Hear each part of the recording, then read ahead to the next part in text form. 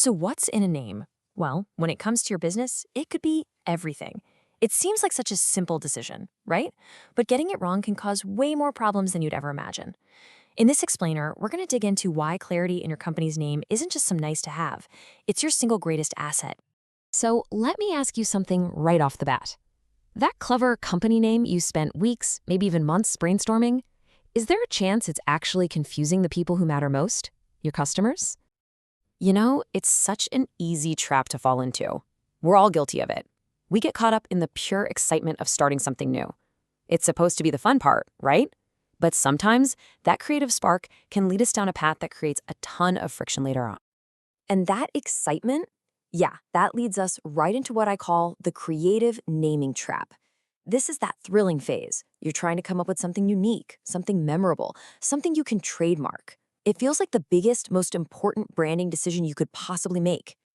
But here's the thing. While you're having a blast in that creative bubble, what does that clever name actually feel like for your customers? Well, it can quickly turn into a nightmare, creating all these hidden costs and headaches you never ever intended. This kicks off what you could call a customer frustration journey. It's like a domino effect of problems.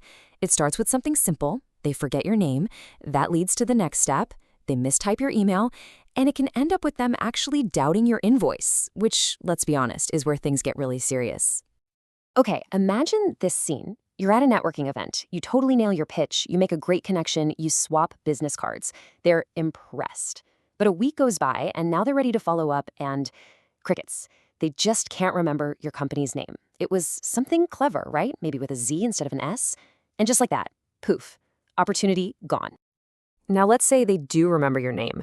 The next point of failure is almost always the email.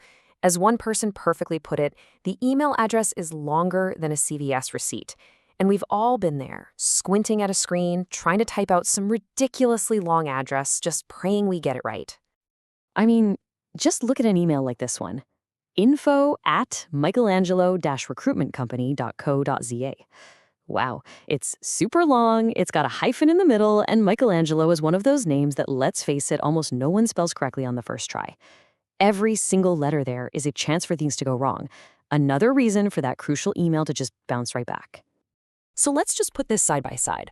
On one hand, you've got something like Xylophant Strategies. Super creative for sure, but is it memorable? No. Is it easy to spell? Absolutely not.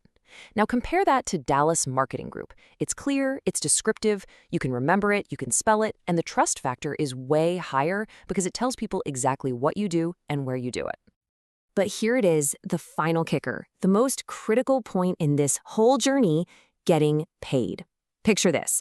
Your customer is ready to send you money. They have your invoice, they log into their bank, but the account name on your bank details doesn't match the company name they know you by.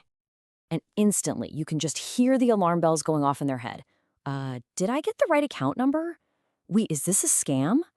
That single moment of doubt is pure poison. It grinds the whole process to a halt, maybe delaying your payment, or worse, completely shattering their trust. So, after seeing all these potential disasters, what's the solution?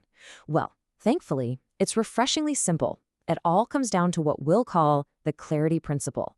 This simple truth that just removing these barriers is what actually helps your business grow. The solution, the whole point of this explainer, is right here. Clarity trumps creativity. Full stop. A name that is easy to understand, easy to remember, and easy to spell will always do more for your business than the cleverest, most creative pun in the world. Okay, so how do we put this into practice? Let's talk about a simple 4-step solution to turn your name from a potential liability into a genuine asset for your business. All right, here's your action plan. First, choose a name that is descriptive and dead simple to spell. Second, keep your email address simple and short. Third, and this one is so important, make sure your bank details exactly match your company name. And finally, number 4, if your current name is causing these problems, don't be afraid to rebrand. Seriously, it could be the best business decision you ever make. And the benefit of doing all this? It's massive, because at the end of the day, your customers, and trust me, your own sanity, will thank you for it. You're making life easier for them and getting rid of major headaches for yourself. It is a total win-win.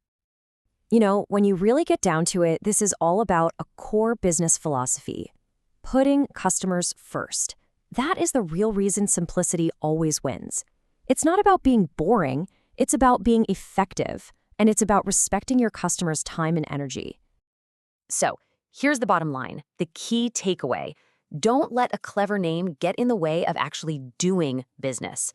Your name should be a tool that helps you, not a hurdle your customers have to leap over just to find you, contact you, or, most importantly, pay you. And that leaves us with one last thing to think about. I want you to take a hard, honest look at your own company's name. Is it a bridge that makes it easy for customers to connect with you, or is it a barrier? The answer to that question could literally change your business.